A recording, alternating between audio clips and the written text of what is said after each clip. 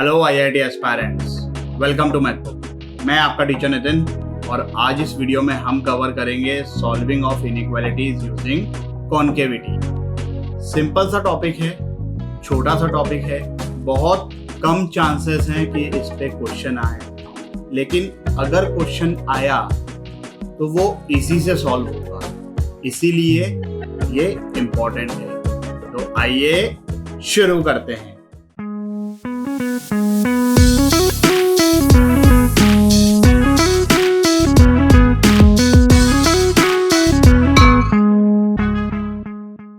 As the heading says, हम यहाँ पर इनइक्वालिटी को सॉल्व करेंगे कॉन्केविटी को यूज करके। देखो, ये एक हमने फोटो बना दिया कॉन्केव अप का, y equal to F X है ये, और इस पे दो पॉइंट्स ले लिए a comma F of A, b comma F of B. तो ये जो कॉर्ड है ए बी, इसका मिड पॉइंट क्या होगा? ये बाय सेक्शन फॉर्मूला, इस पॉइंट से अगर मैं एक्स एक्सिस पर एक परपेंडिकुलर ड्रॉप करूं जो कि इस कर्व को यहां पे कट कर रहा है, तो इस पॉइंट का एक्स कोऑर्डिनेट यही होगा। और क्योंकि ये पॉइंट इस कर्व पे लाई करता है y equal to F X पर, अगर x ये है तो y कोऑर्डिनेट क्या होगा? अब देखो, यहां पर अगर मैं इन दोनों के y कोऑर्डिनेट्स को कंपेयर करूं तो ये y कोऑर्डिनेट इससे ज्यादा है। अगर a और b इक्वल हो जाएं तब दोनों का y कोऑर्डिनेट सेम हो जाएगा, बट अगर इक्वल नहीं है then this thing will be always greater than this. We are getting this result. तो जनरलाइज करें अगर इस चीज को, we will be getting this expression in case of concave up, f of x1 plus f of x2 plus f of x3 dash dash dash up to f of xn whole divided by n will be greater than or equal to f of x1 plus x2 plus x3 dash dash dash up to xn, और ये अंदर ही divided by n। Equality कब hold करेगी?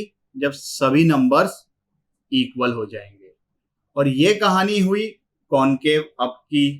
तो इसी तरीके से आप ये भी समझ सकते हो कि कॉन्केव डाउन के केस में ये जो इनइक्वालिटी का साइन है वो रिवर्स हो जाएगा, बाकी सब चीजें as it is.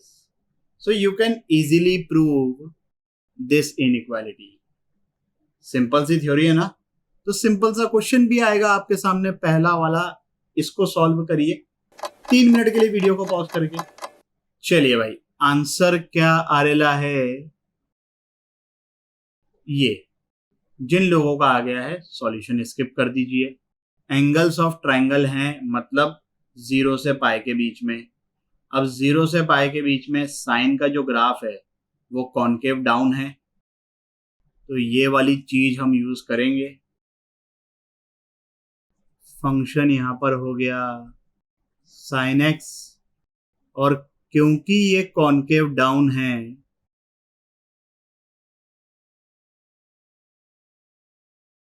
ABC angle of triangle हैं, तो a प्लस बी प्लस सी की वैल्यू पाई आ गई। So this is pi by 3।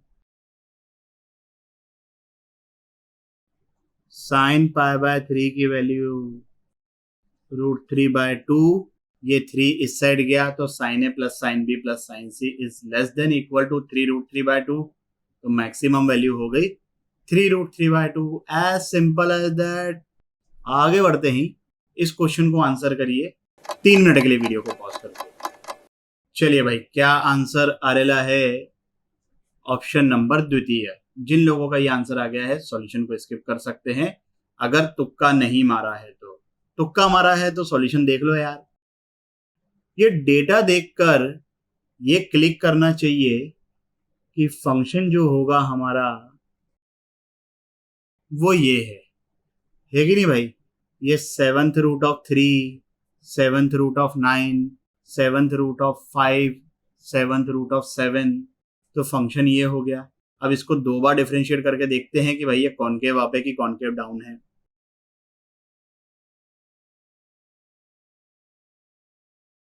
तो भाई ये नेगेटिव है, मतलब ये कॉनकेव डाउन है। अब एक और इंटरेस्टिंग चीज यहाँ पे ऑब्जर्व करो कि 3 + 9 इज सेम एज 5 + 7। ये क्यों इंटरेस्टिंग है और क्यों जरूरी है समझ में आएगा। पहले इसका रफ फोटो बनाते हैं। कॉनकेव डाउन,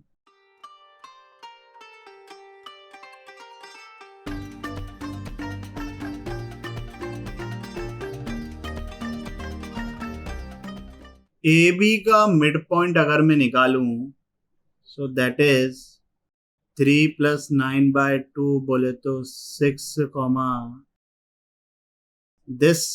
और अगर सी डी का मिड पॉइंट मैं निकालूं,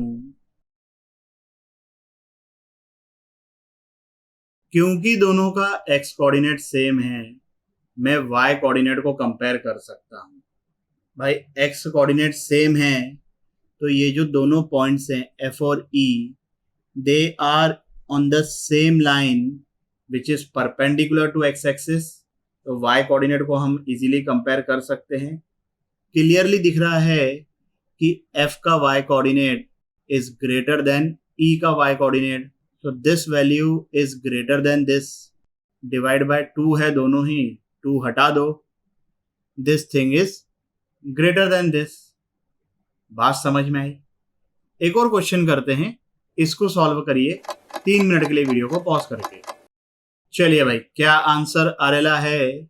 इन दोनों में ये क्वांटिटी बड़ी है, ए बी से छोटा, बी सी से छोटा, डबल डेरिवेटिव पॉजिटिव, मतलब कॉनकेव अप।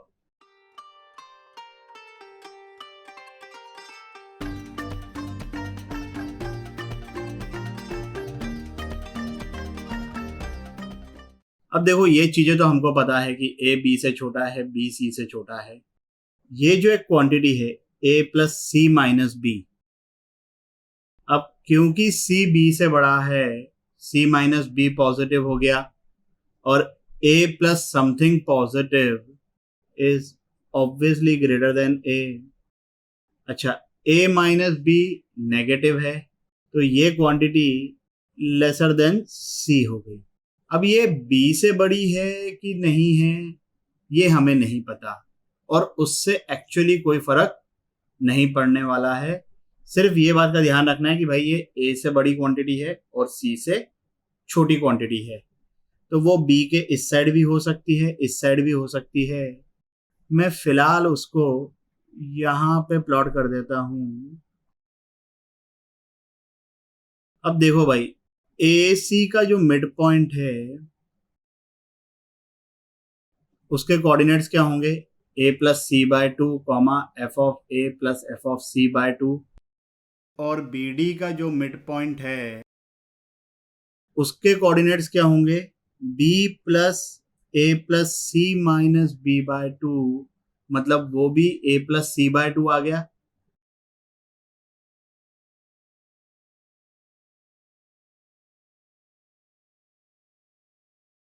इन दोनों का एक्स कोऑर्डिनेट सेम है, तो मैं वाई कोऑर्डिनेट को कंपेयर कर सकता हूं। फोटो में दिख रहा है कि Y coordinate of E is greater than Y coordinate of F.